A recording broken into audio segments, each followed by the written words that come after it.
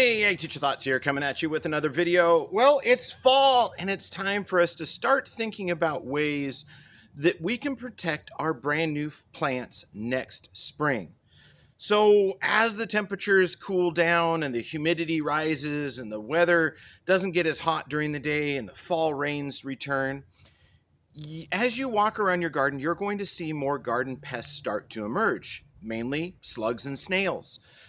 Those are the garden pests that if we do a little work now, we can help control them in the spring. So if you look back at my non-chemical control of slugs and snails, basically walking around with a pair of garden salad tongs, picking them up, throwing them in a bucket, it's a way that you can eliminate 100 slugs or snails for each slug or snail you remove from your garden this fall. Now, in the spring, as our plants are starting to come up, a lot of people want to find ways that are non-chemical. We're not putting out slug bait or snail bait, but non-chemical ways to collect and deal with slugs and snails, or not maybe collect them, but to deal with slugs and snails and prevent them from eating our tender plants. So there's a lot of things out there on the market, and when I was cleaning out some of the gardening supplies of a family member, I came across this. This is Gonzo copper stopper. So the theory is that this is a adhesive-backed strip of copper, and that slugs and snails don't want to cross copper. If you've seen the movie Megamind, their weakness is copper. We're going to test that out today. So I have a couple of different things. I have adhesive-backed aluminum foil. So this is ducting material. And then I have, kind of as our control, I have a mylar, which is a plastic that coats, I think it's an aluminum. So mylar, actual aluminum, and copper. And we're going to lay them out on a test board. And I spent an evening collecting a whole bunch of snails to use as our test subjects. We're going to put them down on a test platform, put that in the sun so that they have an incentive to get out of our test area. And then we're going to record and watch their reactions and see if there's any reaction at all. Will it truly stop a slug or a snail, or is it just pretty marketing? Anyway, let's get the test rig set up, and we'll get it tested. We'll see if the copper stopper will stop those slugs or snails. Just like any good YouTuber, I'm using the materials that I have around me to create my test rig. I've already got the mylar down. That is an incredibly difficult substance to try to cut with a pair of scissors. It loves to stick and tear, so I did that one off camera.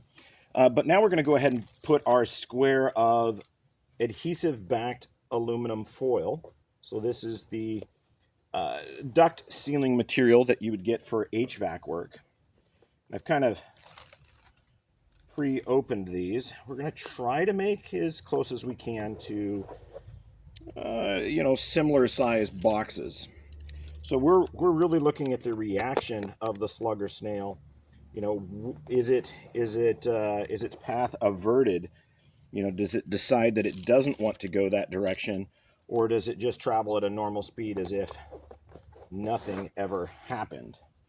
Okay, so mylar, aluminum, and now let's open up and put down the copper stopper. There you go, copper stopper by Gonzo.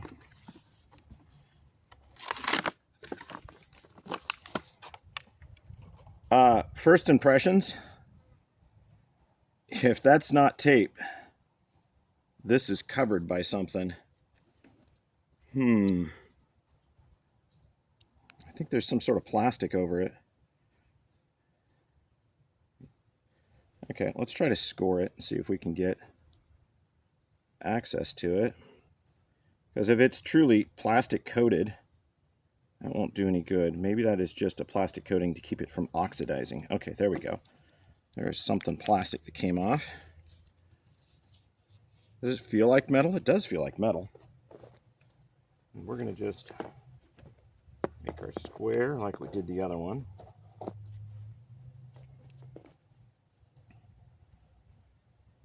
It feels cold. So when they feel cold, that's probably metal, because generally, oh, it sounds like metal. I'm going to say generally plastics don't. Okay, first impressions, that doesn't peel well. I don't know, maybe I'm supposed to put it down like this.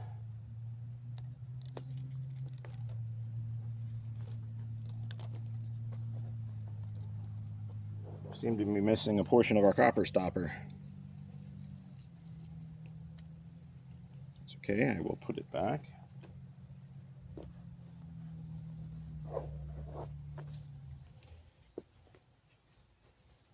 We'll tear it, see if that makes it easier for us to find the edge.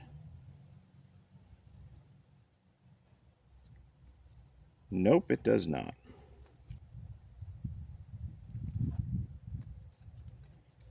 Okay. Try to do this like we did the other one. Okay, there's another one of our copper stopper. I'm going to try to do somewhere in there.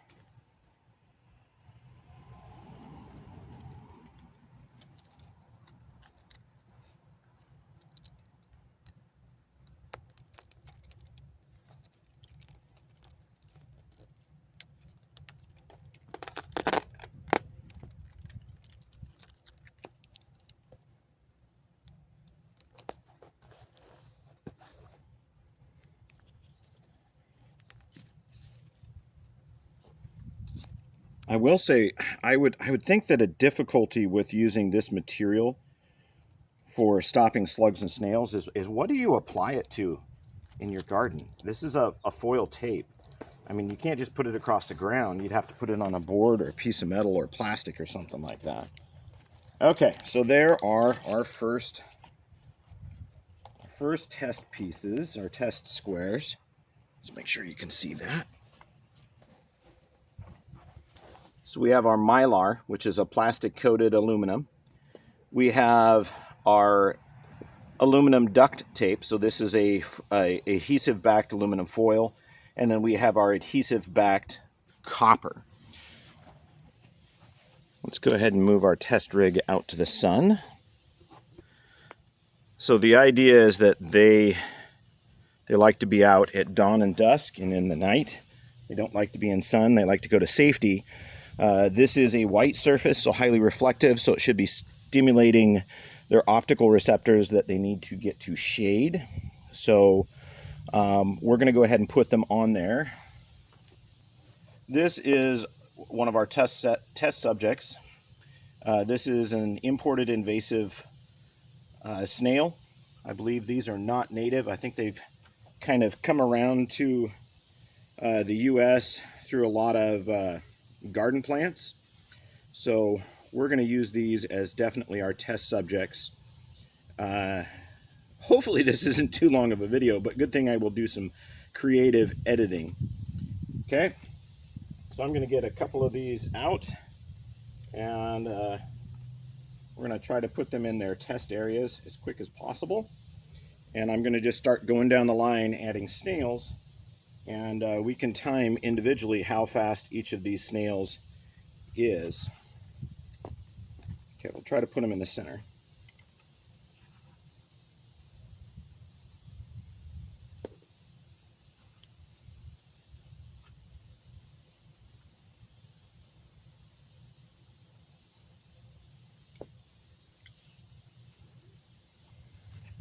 So it may take them a moment to wake up and realize that they need to get moving.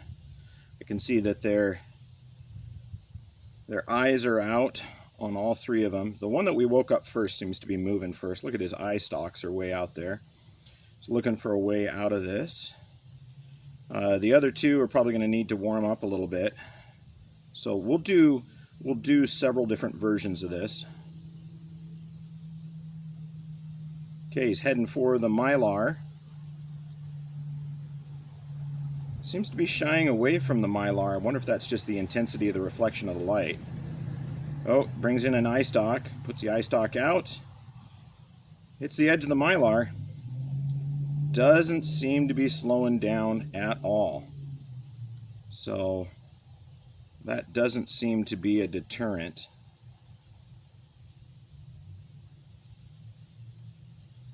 Okay, I think we'll start the timer on when the snails actually start to move. Looks like the one on copper has started to move. So I'll go back in the time coding and I'll figure that out for each one.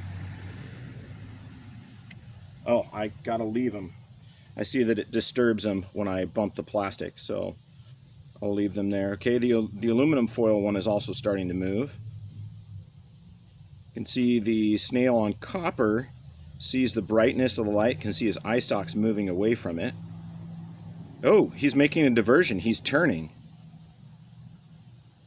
He can't be sensing the copper. It's got to be something about the shine of the light. Okay, the aluminum foil, eye stalks are going over. What does he think? Is he averted? Turning slightly. Oh, he's not running over the aluminum. Wonder if that is a bright sunlight issue or not. Ooh, look at that. Eye stalks came back on the copper.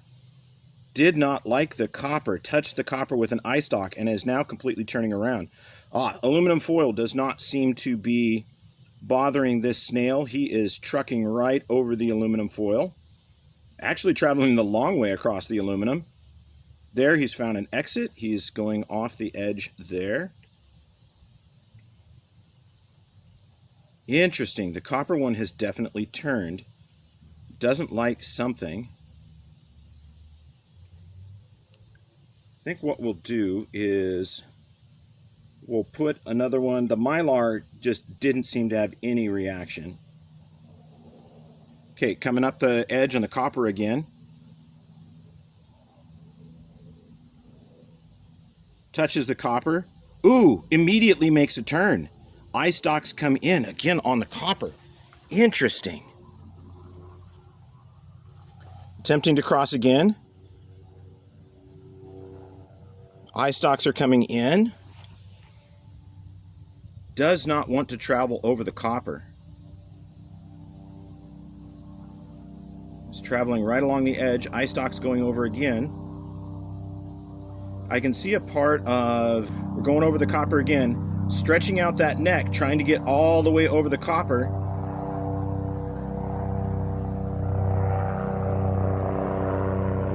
And is it coming across? No, does not like it. Very, very interesting. The one on the aluminum foil is going back over the aluminum. Look at that neck reach out over the top of the copper. Oh, so he's pulled up, trying not to make contact on the copper, but is over, trying to get over the copper as quick as possible. Now, it could be a temperature thing, it could be a chemical thing, but the snail has, in fact, crossed over. So we'll go ahead and take our aluminum one, because this one is now accustomed to the test. We'll put him there, and we'll put this guy back on the aluminum, and see if we get a difference in the test. So, will it completely stop a snail? No, they'll actually go over it. But then the question is, would it deter them if they weren't trying to get out of the sun? So we'll move this into the shade in a moment and we'll run the test again. Okay, so we have 3 test subjects. Eye stalks are out. Aluminum foil is moving. So this is the one on the aluminum foil was the one that was on the copper. We'll see if it reacts the same to the aluminum as it did to the copper.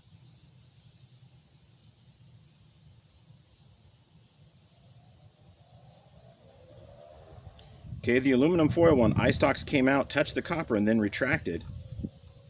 Oh, aluminum foil snail has turned left, the one that we had first, and now is on the copper.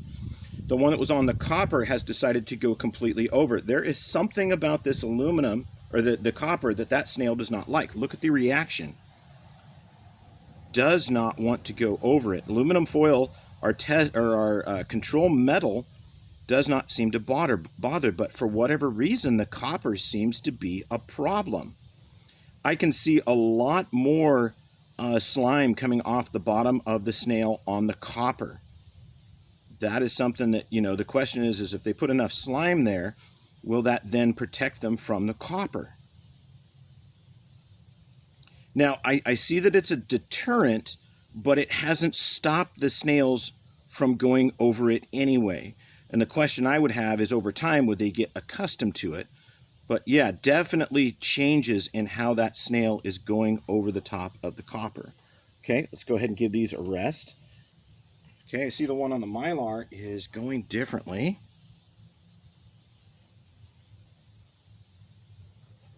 Mylar just doesn't seem to be a deterrent. Well, no, I'm getting the same reaction. I'm wondering if it's heating up. It's awful bright and intense. The mylar one is now turning around. I'm just seeing a completely different reaction on the copper than I am on the mylar.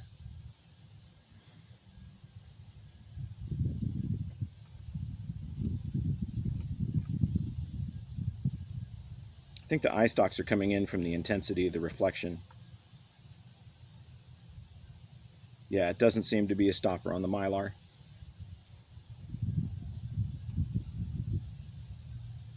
We'll let them clear, and then we'll move this test to the shade and see if we get a different reaction.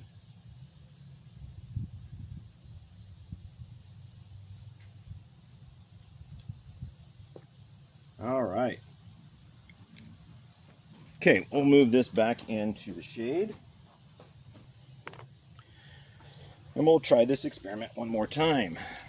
So I've got a few more snails in here. I'm going to dig a little bit deeper, get some snails that we haven't tested before. I'm going to put a brand new one on the copper. We'll give him a little bit more time. This one has never been in the test.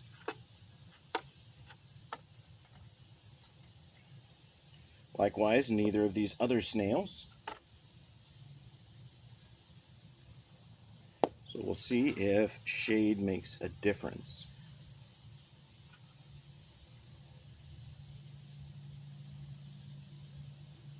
Now, they don't have an incentive to get out of the sunlight like they did, well, when they were in the sunlight, because it's hot. You know, you got to get into the darkness. So there's not that same incentive here in the shade, but also the metal is not going to be heating up as much. So we're going to see if that does make a difference or not. Okay, I'm going to step away for a moment and allow the snails to do their thing. Start putting my supplies away. Okay, so we have movement on the mylar snail.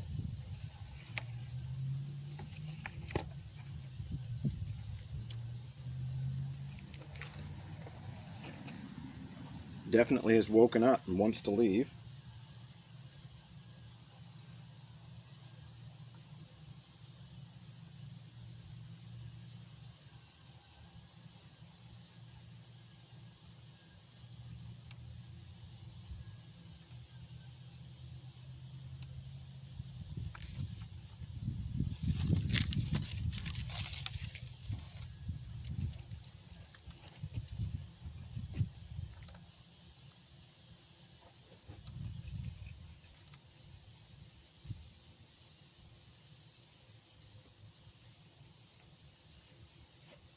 And the mylar snail has left. Did not seem to affect him. Okay, as before, we'll let this snail completely exit as not to disturb the test platform. See, the eye stalks are coming out on the copper one. Eye stalks are out on the aluminum foil.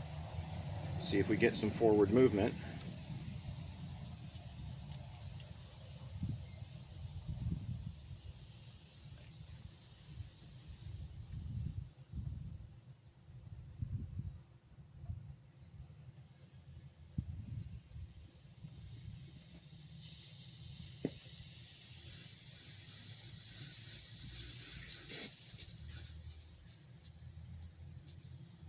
Okay, there goes the aluminum and the copper, making a run for it.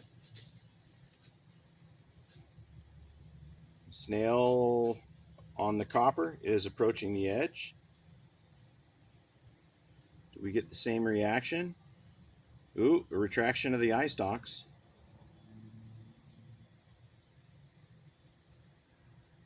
Are they going to exit the same exact spot that the other one did? The aluminum foil in the shade does not seem to be bothering that snail. The copper one seems to be delayed. Eye stalks are moving around. Looks like they're trying to find another exit.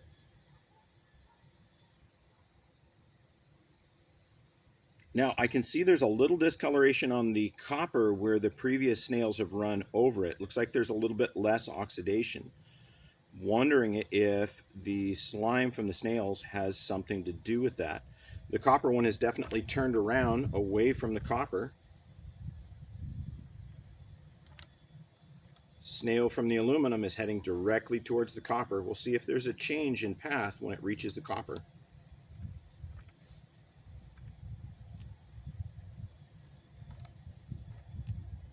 It's approaching the copper. Eye stalk came in, lower eye stalk in. Going across, neck is stretching out. It's definitely making a turn away from the copper, but it is going over the corner. Don't see as much of a reaction. Okay, eye stalks came in on the copper snail.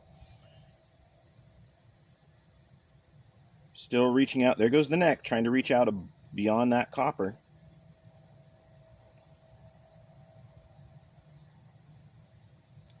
There does seem to be some aversion to copper, but it doesn't seem to be enough to keep them from leaving. It's quite flared over the other side. I can also see more mucus being secreted. And then quickly retracting that tail. All right, go ahead and put these guys back in their home.